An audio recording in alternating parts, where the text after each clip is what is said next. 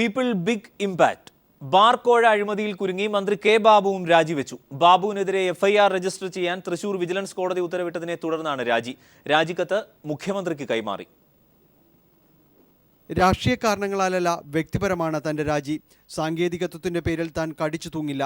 എന്നാൽ തനിക്കെതിരെ ഗൂഢാലോചന നടന്നിട്ടുണ്ടെന്ന് പറഞ്ഞ കെ ബാബു ഇതിൽ CPIM നേതാക്കന്മാരും മദ്യ വ്യവസായികളും ഉൾപ്പെട്ടിട്ടുണ്ടെന്നും വാർത്താസമ്മേളനത്തിൽ ആരോപിച്ചു. ടവർ ലൊക്കേഷൻ നോക്കിയാൽ ഞാൻ പറഞ്ഞത് സത്യമാണെന്ന് തെളിയും. ഡിസംബർ മാസം 15-ാം തീയതി 7 മണിക്ക് ടവർ ലൊക്കേഷൻ നോക്കിയാൽ മതി. ഞാൻ ഇതുവരെ എന്റെ മാന്യതയുടെ പേര് വെളിപ്പെടുത്തിയിട്ടില്ല. തനിക്കെതിരെ ആക്ഷേപം ഉന്നയിച്ച ആൾക്കെതിരെ നൽകിയ മാനനഷ്ടക്കേസിൽ വിചാരണയ്ക്ക് പോലും വഴങ്ങാതെ സ്റ്റേ വാങ്ങുകയായിരുന്നു. തനിക്കെതിരെ കേസുകളൊന്നും നിലവിലില്ല. നല്ല ലക്ഷ്യത്തോടെ നടത്തിയ നീക്കം തനിക്കെതിരെ തിരിയുകയായിരുന്നു. എന്നാൽ കോടതിയുടെ നിരീക്ഷണം അസാധാരണമായി പോയെന്നും അദ്ദേഹം പറഞ്ഞു. അസാധാരണമായ ഒരു കോടതി വിധിയാണത്. അത് നിയമജ്ഞന്മാരാണ് ഇതിനെക്കുറിച്ച് പരിശോധിക്കുന്നത്, ചർച്ച ചെയ്യേണ്ടത്. ഞാൻ അതിന്റെ മെറിറ്റിലേക്ക് നടക്കുന്നില്ല. അതായത് ഒരു അസാധാരണമായ കോടതി വിധിയാണ്. കോടതി നടപടികളുമായി മുന്നോട്ടു പോകും. ഇതേക്കുറിച്ച് അഭിഭാഷകരുമായി ആലോചിച്ച് തീരുമാനമെടുക്കുമെന്നും അദ്ദേഹം പറഞ്ഞു. മുഖ്യമന്ത്രി അടക്കമുള്ള A ഗ്രൂപ്പ് നേതാക്കളുമായി തിരക്കിട്ട കൂടിയാലോചനകൾക്കു ശേഷമാണ് കെ ബാബു രാജി പ്രഖ്യാപിച്ചത്. News bureau, Kochi. ബാർക്കോഴയിൽ മന്ത്രി കെ ബാബുവിനെതിരെ എഫ്ഐആർ രജിസ്റ്റർ ചെയ്തത് അന്വേഷണം നടത്താൻ തൃശൂർ വിജിലൻസ് കോടതിയുടെ ഉത്തരവ്. 1 മാസത്തിനകം റിപ്പോർട്ട് സമർപ്പിക്കണം. കോടതിയെ കൊഞ്ഞനം കുത്തുകയാണോ എന്ന് പ്രാഥമിക അന്വേഷണ റിപ്പോർട്ട് സമർപ്പിക്കാൻ 1 മാസം കൂടി സമയം ചോദിച്ച വിജിലൻസിനോട് കോടതി ചോദിച്ചു.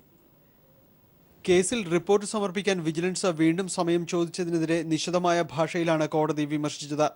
ഇച്ഛാശക്തിയില്ലാത്ത സംവിധാനമാണ് വിജിലൻസ് എന്നും സത്യസന്ധമായി അന്വേഷിച്ചാൽ 10 ദിവസം കൊണ്ട് റിപ്പോർട്ട് സമർപ്പിക്കാമായിരുന്നുവെന്നും കോടതി പറഞ്ഞു. ആരോപണ വിധേയനായ മന്ത്രിയുടെ ആസ്തികളും വീടും പരിശോധിച്ചോ എന്ന് കോടതി ചോദിച്ചു. പരാതിക്കാരന്റെ മൊഴി മാത്രമാണ് കേസിൽ എടുത്തിട്ടുള്ളത്. കോഴ നൽകിയതായി പറയുന്ന ബിജു രമേശിനെയും കേസിൽ പ്രതി ചേർക്കണം. എന്നാൽ ഒരു നടപടിയും ഇക്കാര്യത്തിൽ ഉണ്ടായിട്ടില്ല. നേരത്തെയുള്ള അന്വേഷണ ഉദ്യോഗസ്ഥനെ മാറ്റിയതെന്തിനെന്നും കോടതി ആരാഞ്ഞു. ഇപ്പോൾ റിപ്പോർട്ട് സമർപ്പിക്കാൻ കൂടുതൽ സമയം ചോദിക്കുന്ന ഉദ്യോഗസ്ഥ കഴിഞ്ഞ 1.5 മാസക്കാലമായി എന്തു ചെയ്യുകയായിരുന്നു? ഇക്കാര്യങ്ങൾ അറിയാൻ കോടതിക്കും താൽപ്പര്യമുണ്ട്. ഉത്തരം പറയാനുള്ള ബാധ്യത സർക്കാരിനുമുണ്ടെന്നും ജസ്റ്റിസ് SS വാസൻ പറഞ്ഞു. കോടതിയെ കൊഞ്ഞനം കുത്തുന്ന സമീപനമാണ് വിജിലൻസിൻ്റേത്. ഇത് അനുവദിക്കാനാവില്ല. ഫെബ്രുവരി 22-ന് അന്വേഷണ പുരോഗതി റിപ്പോർട്ട് ഹാജരാക്കണമെന്നും കോടതി ഉത്തരവിട്ടു. കഴിഞ്ഞ ദിവസം വിജിലൻസിന് ഹൈക്കോടതിയിൽ നിന്നേറ്റ വിമർശനങ്ങളുടെ പിന്നാലെയാണ് ഇപ്പോഴുള്ള വിമർശനം. ഇത് വിജിലൻസിന് മാത്രമല്ല, സംസ്ഥാന സർക്കാരിന് തന്നെ തിരിച്ചടിയായിരിക്കുകയാണ്. News bureau, Kochi. താൻ CPIM-ന്റെയും ബിജു രമേശിന്റെയും ഗൂഢാലോചനയുടെ രക്തസാക്ഷിയാണെന്ന് കെ ബാബു. ആരോപണം ബാബുവിന്റെ ജാള്യത മറയ്ക്കാനാണെന്ന് കോടിയേരി ബാലകൃഷ്ണൻ വ്യക്തമാക്കി. കോടതി പരാമർശങ്ങൾ ഉമ്മൻചാണ്ടിക്കും ബാധകമാണെന്ന് പിണറായി വിജയൻ. ബാബുവിന്റെ സാമ്പത്തിക ഇടപാടുകൾ അന്വേഷിക്കണമെന്ന് ബിജു രമേശ് പ്രതികരിച്ചു. CPIM ബിജു രമേശുമായി നടത്തിയ ഗൂഢാലോചനയുടെ രക്തസാക്ഷിയാണ് താനെന്നായിരുന്നു രാജിക്ക് ശേഷം മന്ത്രി കെ ബാബുവിന്റെ പ്രതികരണം. ഇത് കോടിയേരി ബാലകൃഷ്ണനും കൂടി ശിവൻകുട്ടി MLA വീട്ടിൽ വെച്ച് ഡിസംബർ മാസം 15-ാം തീയതി 7 മണിക്ക് നടത്തിയ ഗൂഢാലോചനയുടെ അടിസ്ഥാനത്തിലാണ് എനിക്കെതിരായ ആരോപണം. എന്നാൽ ജാള്യത മറയ്ക്കാനാണ് ബാബു CPIM-നെതിരെ ആരോപണങ്ങൾ ഉന്നയിച്ചത് എന്നാണ് CPIM സംസ്ഥാന സെക്രട്ടറി കോടിയേരി ബാലകൃഷ്ണൻ പറഞ്ഞത്. അദ്ദേഹത്തിന്റെ രാജിയുടെ ജാള്യത മറച്ചുപിടിക്കാനാണ് CPM നടത്തിയ ഗൂഢാലോചന വഴിയാണ് ഇത്തരം ആരോപണങ്ങൾ ഉയർന്നു വന്നത് എന്ന് ആക്ഷേപിച്ചിരിക്കുന്നത്. ഈ ഗൂഢാലോചന നടത്തി എന്നുള്ള ആരോപണം ശുദ്ധ അസംബന്ധമാണ്. കെ ബാബുവിന്റെ ആരോപണങ്ങൾക്ക് ബിജു രമേശിന്റെ പ്രതികരണം ഇങ്ങനെയായിരുന്നു. ഡിസംബർ 15-ാം തീയതി ബാബുവിനെ പറയപ്പെടുന്ന ശിവൻകുട്ടിയുടെ വീട്ടിൽ ഞാൻ പോയിട്ടില്ല. കോടിയേരി ബാലകൃഷ്ണനെ ഞാൻ കണ്ടിട്ടുമില്ല. അച്ഛൻ മരിച്ച് 41 കഴിയുന്നവരെ ഞാൻ ഒരു ചാനലിലോ ഒരു ഓഫീസിലോ അല്ലാതെ മറ്റൊരു കാര്യത്തിനോ ഇവിടുന്ന് വീട് വിട്ട് പുറത്തു പോയിട്ടില്ല. ആ പുറത്തു പോകാത്ത ഞാൻ ഗൂഢാലോചനയ്ക്ക് പോയി സംസാരിച്ചു എന്ന് പറയുന്നത് തന്നെ അതിൽ തന്നെ ഇതല്ലേ. രാജിക്കത്ത് കിട്ടിയിട്ടുണ്ടെന്നും ഇക്കാര്യത്തിൽ ഉചിതമായ തീരുമാനമെടുക്കുമെന്നും മുഖ്യമന്ത്രി ഉമ്മൻചാണ്ടി പറഞ്ഞു. അദ്ദേഹത്തിൻ്റെ രാജിക്കത്ത് കിട്ടിയിട്ടുണ്ട്. അത് ഞാൻ മറ്റ് സഹപ്രവർത്തകരും ഒക്കെ ആയിട്ട് ആലോചിച്ചിട്ട് അത് സംബന്ധിച്ച് ഒരു തീരുമാനം എടുക്കും. ഉമ്മൻചാണ്ടി അധികാരത്തിൽ തുടരാൻ അർഹനല്ലെന്നാണ് CPM പോളിറ്റ് ബ്യൂറോ അംഗം പിണറായി വിജയൻ പറഞ്ഞത്. യഥാർത്ഥത്തിൽ ഉമ്മൻചാണ്ടി തന്നെ അധികാരത്തിലിരിക്കാൻ അർഹനല്ല. അത്രമാത്രം കാര്യങ്ങളാണ് ഉമ്മൻചാണ്ടിക്കെതിരെ വന്നിട്ടുള്ളത്.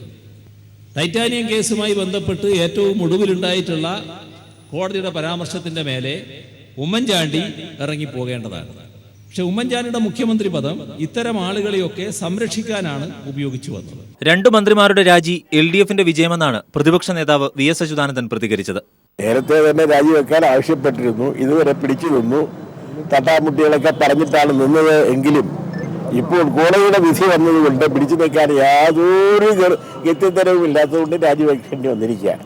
പച്ച നുണകൾ തട്ടിവിട്ട് ഇപ്പോൾ നടത്തിയിട്ടുള്ള കോടിക്കണക്കിന് രൂപയുടെ അഴിമതി ന്യായീകരിക്കാൻ ശ്രമിക്കുന്നത് ബുദ്ധിയല്ല. News desk. കൊച്ചി മെട്രോയുടെ പരീക്ഷണ ഓട്ടം സമ്മാനിച്ച ആഹ്ലാദങ്ങൾക്കിടയിലേക്കാണ് ഇടിത്തി പോലെ കോടതി വിധി ബാബുവിനെ തേടിയെത്തിയത്.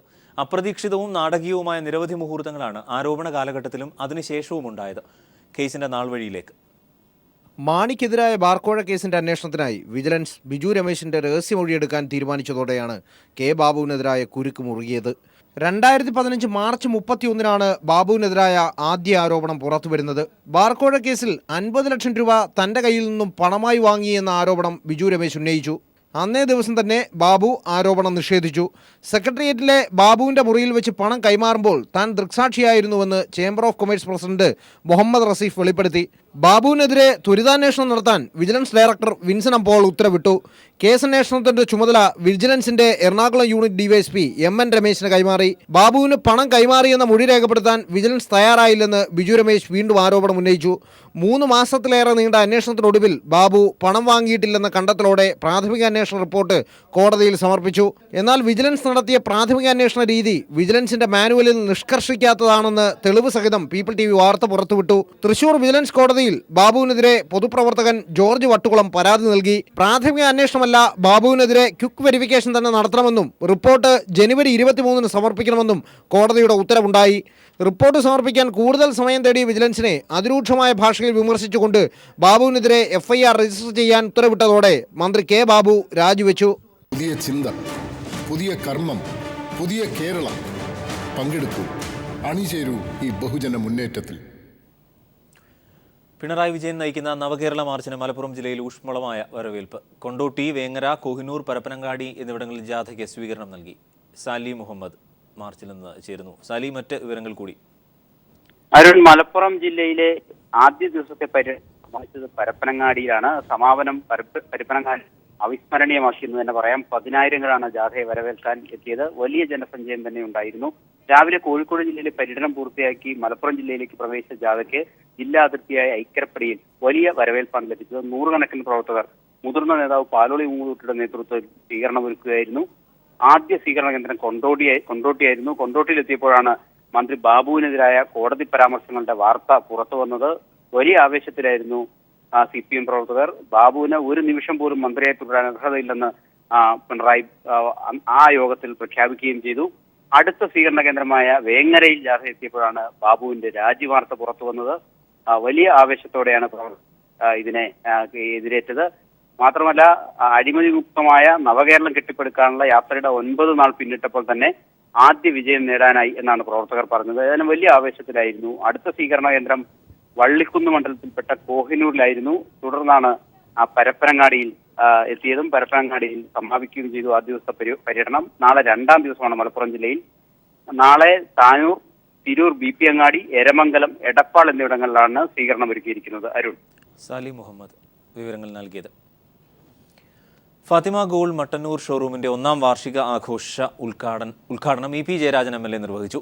വാർഷികാഘോഷങ്ങളുടെ ഭാഗമായി 0% പണിക്കൂലിയിൽ ആഭരണങ്ങൾ, ഗിഫ്റ്റ് വൗച്ചറുകൾ, 1000 രൂപ നൽകി അഡ്വാൻസ് ബുക്കിംഗ് സൗകര്യം എന്നീ ഓഫറുകൾ ഈ മാസം 31 വരെ ലഭ്യമാണ്. മട്ടന്നൂർ ഗവൺമെന്റ് ആശുപത്രിയിലേക്കുള്ള സൗജന്യ വീൽ ചെയറുകളും ചടങ്ങിൽ MLA വിതരണം ചെയ്തു. Fathima gold group MD Muhammad Rafi, sales and marketing MD KV Muhammad Kunhi, Fathima gold ഡയറക്ടർമാർ, general manager Nishad, Mattannur municipal chairman Bhaskaran master തുടങ്ങിയവർ പങ്കെടുത്തു. വേൾഡ് മലയാളി കൗൺസിലിന്റെ ആഭിമുഖ്യത്തിൽ കൈരളി TV കാഴ്ചവെക്കുന്ന മെഗാ ഷോയ്ക്കായി മുംബൈയിൽ വേദിയൊരുങ്ങുന്നു. Kairali TV chairman megastar Mammootty, managing director John Brittas എന്നിവർ പങ്കെടുക്കുന്ന സലാം മുംബൈ എന്ന കലാമാമാങ്കം മഹാനഗരത്തിന് കൈരളിയുടെ പ്രണാമമായിരിക്കും. ജീവകാരുണ്യ പ്രവർത്തനത്തിന് നേതൃത്വം നൽകുന്ന വേൾഡ് മലയാളി കൗൺസിൽ മുംബൈ പ്രൊവിൻസിന്റെ ആഭിമുഖ്യത്തിലാണ് കൈരളി TV ഒരുക്കുന്ന മെഗാ ഷോ നവി മുംബൈയിലെ വാഷി സിഡ്കോ എക്സിബിഷൻ സെന്ററിൽ അരങ്ങേറുക. Kairali TV chairman megastar Mammootty, managing director John Brittas എന്നിവർ പങ്കെടുക്കുന്ന സലാം മുംബൈ മഹാനഗരത്തിന് കൈരളിയുടെ പ്രണാമമായിരിക്കും. നിരാശ്രയരും നിരാലംബരുമായ ഹൃദ്രോഗികൾക്ക് ചികിത്സാ സഹായം നൽകുന്ന ഹൃദയത്തിൽ നിന്നും ഹൃദയത്തിലേക്ക് എന്ന പദ്ധതിയുടെ ഭാഗമാകാൻ സുമനസ്സുകൾക്ക് അവസരമൊരുക്കുന്ന വേദി കൂടിയാവും WMCയും കൈരളി TVയും ചേർന്നൊരുക്കുന്ന സലാം മുംബൈ എന്ന് WMC ചെയർമാൻ KK നമ്പ്യാർ പറഞ്ഞു. ഇന്ന് ഞങ്ങളുടെ പർട്ടിക്കുലർലി ചാരിറ്റബിൾ ആയിട്ടുള്ള അതിൻ്റെ ഉദ്ദേശത്തിലാണ് ചെയ്തിരിക്കുന്നത്. അഗെയിൻ ഹാർട്ട് ടു ഹാർട്ട്, അതായത് ഹൃദയ ശസ്ത്രക്രിയക്ക് വേണ്ടിയുള്ള ഫിനാൻസ് സംഘടിപ്പിക്കുക. അതുകൂടാതെ അതിൻ്റെ കൂടെ തന്നെ മറ്റുള്ള പല ചാരിറ്റി പ്രവർത്തനങ്ങളും ഞങ്ങളുടെ കമ്മിറ്റി തീരുമാനിക്കുന്ന ചില സംഗതികൾ അതും ചെയ്തു കൊടുക്കാനുള്ള ഉദ്ദേശത്തിലാണ് ഇപ്പം ഒരു ഫണ്ട് കളക്ഷന് വേണ്ടിയാണ് ഈ മെഗാ ഷോ.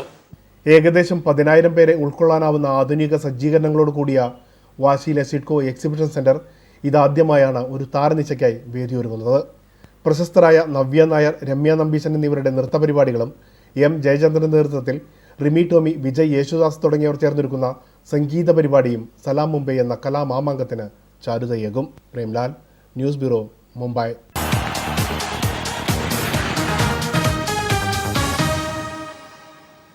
അവതരണത്തിലും വേഷവിധാനങ്ങളിലും വ്യത്യസ്തത പുലർത്തിയ നാടോടി നൃത്ത മത്സരം ആസ്വാദക പ്രശംസ പിടിച്ചുപറ്റി. നാടക മത്സരത്തിലെ വിധി നിർണ്ണയത്തിൽ അപാകതകൾ ചൂണ്ടിക്കാട്ടിയുള്ള പ്രതിഷേധത്തിനിടെയാണ് മത്സരാർത്ഥികൾ അരങ്ങിൽ എത്തിയത്.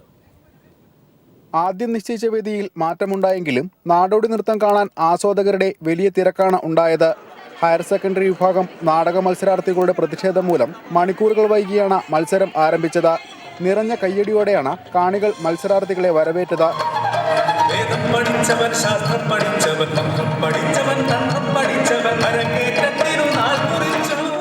20 പെൺകുട്ടികളും 17 ആൺകുട്ടികളുമാണ് ഹയർ സെക്കൻഡറി വിഭാഗത്തിൽ മാറ്റുരച്ചത്. വേദിയിലെത്തിയ ഓരോ മത്സരാർത്ഥിയും ഒന്നിനൊന്ന് മികവ് പുലർത്തി.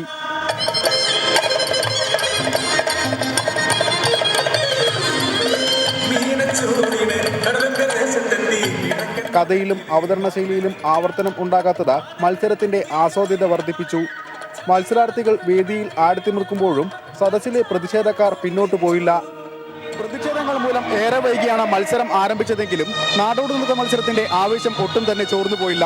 കഥാപശ്ചാത്തലത്തിലും വേഷവിധാനങ്ങളിലും ശ്രദ്ധ ചെലുത്താൻ ഓരോ മത്സരാർത്ഥിയും ശ്രദ്ധ ചെലുത്തി. ക്യാമറാമാൻ ബിച്ചു പൂവച്ചനൊപ്പം സിജി ദിൽജിത്ത്.